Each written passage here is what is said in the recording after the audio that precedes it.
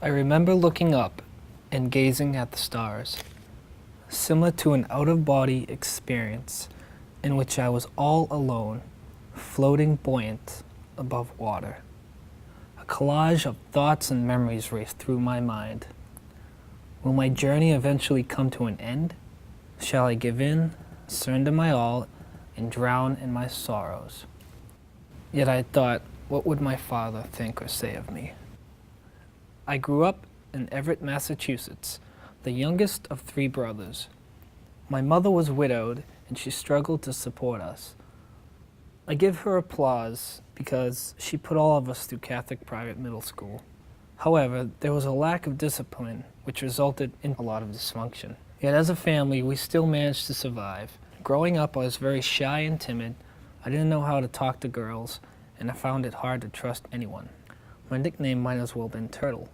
Through my experiences as a young adult, I felt that I lacked ambition and drive.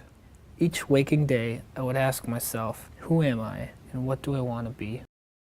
I began to think about the options the military had to offer me. I wanted to see and understand what my father went through to some degree.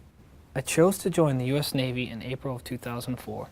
My family and I could not afford college. However, the military would pay for an opportunity for me to attend and pursue a career. I was well prepared for basic training, yet I soon began to struggle and face reality. I had internal, ethical, and moral conflicts while in boot camp. The thought of being controlled had never sunk in. I faced forced discipline, rules, and regulations that restricted me from my rights and liberty. The truth is, we are labeled as pawns and property to our government. I had raised my right hand to defend the Constitution of the United States. However, by now, I had already forgotten the words. If another disaster like Pearl Harbor or the bombing of the USS Cole happened, others and I would have to respond. I would constantly question myself about killing another human being. Could I take another man, woman, or child's life? Unfortunately now, I know what I would have done. Perhaps not everyone comes to terms with this difficult decision, but I knew my limits. I spent most of my time out at sea. I struggled to make rank, and some people found it hard to believe that I was not in the Navy to make money. I was ordered to the USS Boxer LHD-4 amphibious assault vessel, which was stationed in San Diego, California. I traveled to distant lands that many people dream of or never get to see in their lifetime.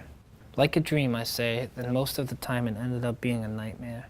I met many friends along the way who helped me through and were there for me.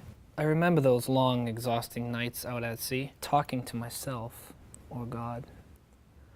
I would often feel like I was on the amazing floating Alcatraz. When we arrived in another country, my eyes would be shocked in disbelief. I distinctly remember when the Boxer arrived in Mumbai. Right when we stepped foot on Mumbai, I was embraced in culture shock.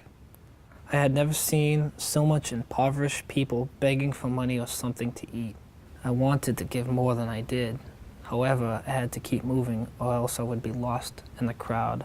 I recall one lady who held her sick baby in one hand while holding onto our cab. The driver wouldn't stop moving, putting her and her child's life in danger. I soon realized my purpose. While I finished my time in the service, I devoted the rest of my days aiding and acting as a guide to new shipmates.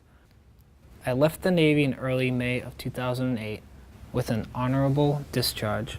I decided to attend the Veterans Upward Bound program at UMass Boston, and I encourage other veterans to attend. I met a beautiful, strong-minded woman named Balan, who carries me every step of the way. She's the reason why I am now in school pursuing a college degree while receiving benefits. She often challenges me and gives me hope for my future. I am currently enrolled at Bunker Hill Community College. I am interested in the field of criminal justice and game design. They say every day is a new day, in which the sun is always brighter. Now at age 25, I must put the past behind me and begin a new journey. This is a moment in all our lives where we must seek out and find our purpose.